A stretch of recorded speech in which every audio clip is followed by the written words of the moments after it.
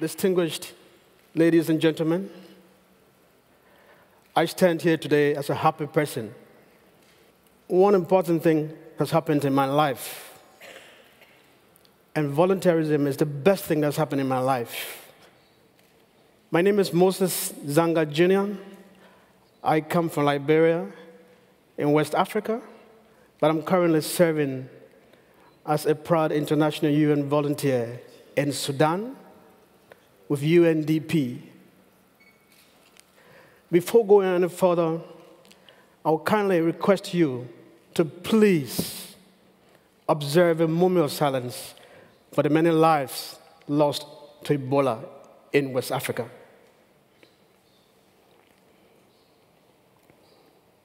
Thank you very much. I have been inspired to volunteer. I remember in 2003, I attended a journalism seminar, being a journalist myself, and we're in South Africa, and I met this fellow journalist, a Sierra Leonean by the name of Usman Beng Sankor. Later did I know that Usman would serve as an international volunteer in my own country. A few years later, Usman was recruited as a UN volunteer in Liberia in public information, community outreach. But I used to admire Usman so much, the passion that he has for his job and how he did his job, that I too wanted to be a volunteer because of this guy. So I kept asking Usman, how can I volunteer? Usman showed me the site. Moses, go ahead and register as a UN volunteer. But I had thought that it would just be maybe 2 weeks, 3 weeks, and I would get a volunteer post. So I kept asking Usman, what's happening? I'm not getting any response. Usman said, Moses, don't rush. If you rush, you'll crush. He said, Moses, every dog has his day, and your day will come. And when that day comes, no one will stop you. I felt a pain of relief just by telling me that. A year later, in 2009, I had lunch and said, let me go and check my inbox, my Yahoo. By then, I had joined the UN mission in Liberia as public information assistant. So I went to check my boss and saw this letter from UNV. I almost hit the roof because that was a dream come true for me. I called Usman, what happened, Moses? I said, Usman, God has done it for me. And that's how I started as a volunteer. I was posted to Sudan, attached with the Electoral Assistance Division as public information officer. I felt so happy because I found myself in a rightful place. I wanted to be a volunteer, and serving as a volunteer was the best thing that ever happened to me. So I performed my job with passion. But one important thing that happened to me in Sudan, as a public information officer, with the crafting information messages for the populace, the voting populace. But then I didn't see anything about people with disabilities. I said, come on, something is happening. How come we're not talking about people with disabilities? These are important people in the society.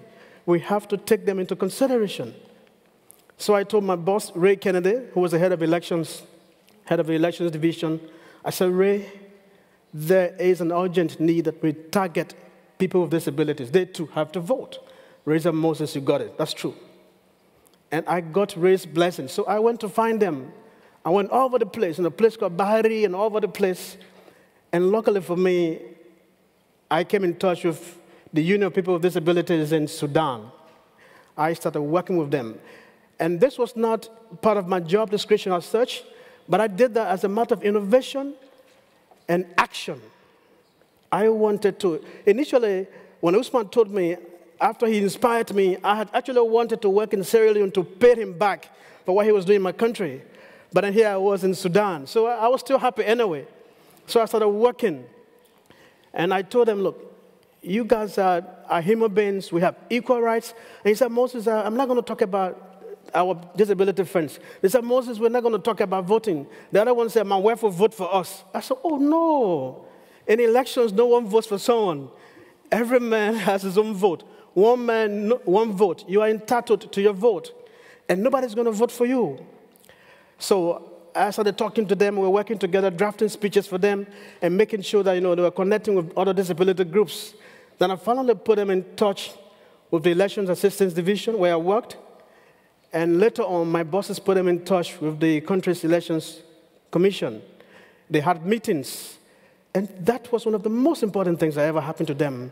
I remember I saw them walking out of those meetings with smiles on their faces. Then I felt that, yes, Moses, you've done a good job. You've made people happy. You made a group of people happy because they felt disenfranchised. I felt a sense of relief, and I felt accomplished for the first time as a UN volunteer to have done that. While on the same mission, I'm also an American Sign Language interpreter.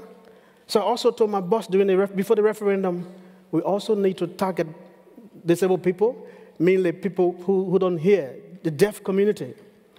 Then Ray said, but how are we going to do this? I said, Ray, I have the skills. I can use my skills. I am a sign language interpreter. So he wanted to test if I actually knew sign language. So we went to Juba, and he was discussing with them, and there was an interpreter from Uganda. So he told the interpreter, you gave way, let Moses talk to them, just to make sure that, I knew the sign language. So he came to me, I said, my name is Moses, I come from Liberia. I started signing. Then this guy stood still. Then he noticed that, I was getting a particular message across. He said, well, Moses, we can do this. Let's organize an electoral briefing for them so we can talk to them, and they can in turn cascade the information to their family members and their colleagues. I said, okay. So we organized a two-day electoral briefing for them, and I was there standing from 8 in the morning to 5 in the evening interpreting. But I felt so good doing that because I was imparting a group of people, and I knew that was the best thing I would have done as a UN volunteer. Not just as a volunteer, but a proud UN volunteer. So I interpreted, and they started hugging, they started embracing me, and I saw them, I followed up after a day or two. They were passing those same information to their colleagues and their family members. That was so wonderful in my life as a UN volunteer. Currently, what I serve in Zambia, I'm supporting the UN Communications Group, developing information messages, targeting Zambians, and projecting the UN as a group that is together, delivering as one. I'm deeply involved in the post-2015 consultation, in the execution and planning of the post-2015 consultations with the media, community leaders, youth groups, and lawmakers. So I'm just happy to be a volunteer, to do these things, because that is what I had wanted to do long since when my friend inspired me from day one. And now that I have the chance to volunteer, I feel a happy man. I'm glad for this. I feel elated. So, distinguished ladies and gentlemen, I'm not just giving to people as a volunteer, but I'm also getting something in return. Coming from a war-torn country in Liberia, where we had almost 15 years of civil war, I'm learning new skills, and I'm learning best practices that can be applied to my home country, so that when I go back tomorrow, I can tell my colleagues, hey, to be at peace with each other, we can do X, Y, and Z. This is the way to go. If you have problems with your leaders, these are the things we can do to make sure that we are all together and that we don't fight, that we are able to develop our countries. So nothing could have given me greater pleasure than to be an international UN volunteer. I want to thank you so much. I want to thank those who've been supporting the UNV program to get people like us volunteering happily. Thank you so much, and may God bless you.